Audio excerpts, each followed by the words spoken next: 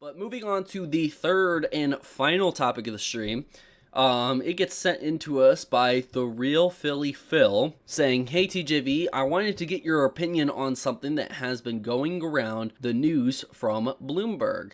Apparently, there will be an upgrade to PlayStation Plus coming in spring of 2022, which will have 3 tiers. Wanted to get your opinion and wanted to see what the stream thinks about this." Well, thank you really much, Phil, for sending that in. So, yeah, I will cover this as best that I possibly can. I don't know all the information about it, but what I can do is read an article and repeat and give my thoughts and opinions. So what basically is going on here is PlayStation is having plans on this new service to end up going against other things such as like Xbox Game Pass, okay? And there will be other stuff. I will read this article specifically real quick just to show you guys.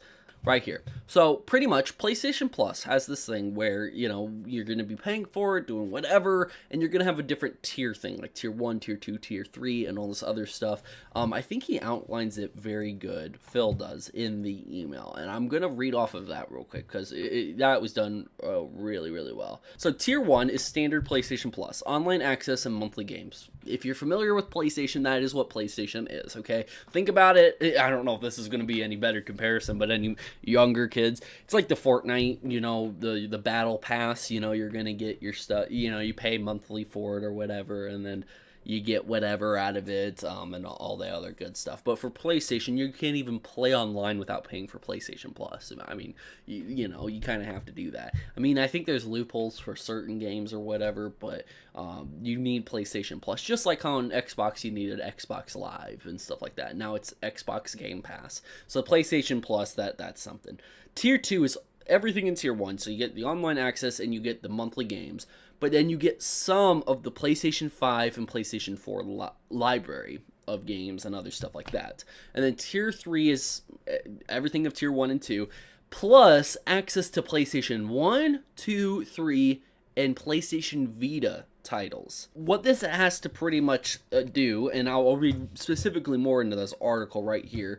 Right here, it is outlined to say, details on Spartacus may still not be finalized, but documentation reviewed by Bloomberg outlines a service with 3 tiers. The first to include existing PlayStation Plus benefits. The second would offer a large catalog of the PlayStation 4 and eventually PlayStation 5 games. The third tier would add extended demos, game streaming, and a library of classic PlayStation 1, 2, 3, and PSP, PlayStation Vita games. A representative from PlayStation didn't immediately respond to a request for comment. Although PlayStation has outsold the Xbox in recent years, Sony has lagged behind Microsoft on the subscription front. With this new structure, Sony will look to compete with an Xbox feature that has been popular and lucrative. So, what does this pretty much all mean? Well, it pretty much means you're going to spend more money and you're going to get more stuff, I guess. But the stuff that you're going to get, some people might not even really care about.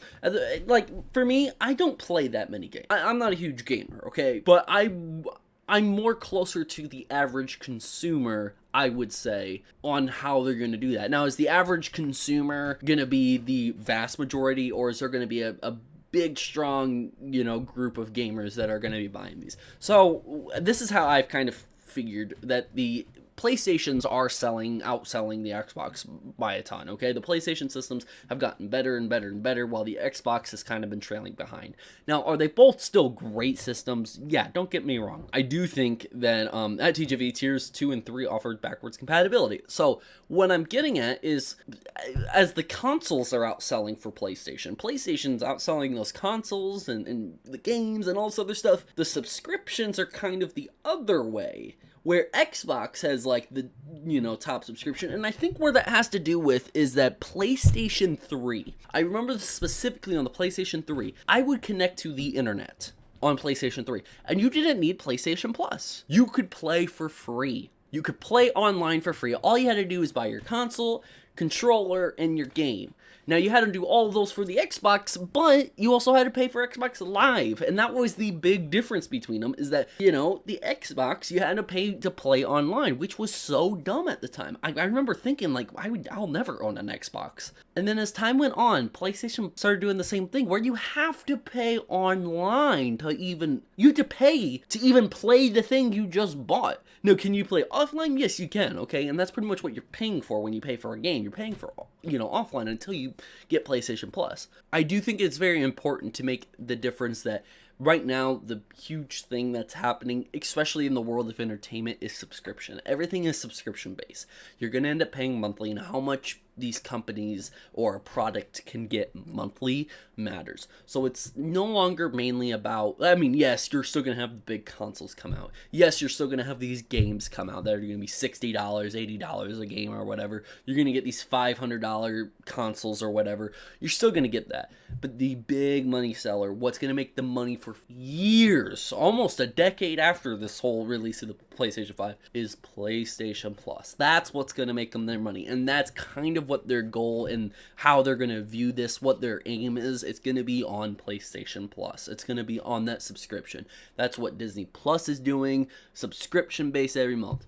Hulu, YouTube has YouTube Premium. There's Spotify. There is, you know, Netflix. There's, you know, the list goes on and on and on.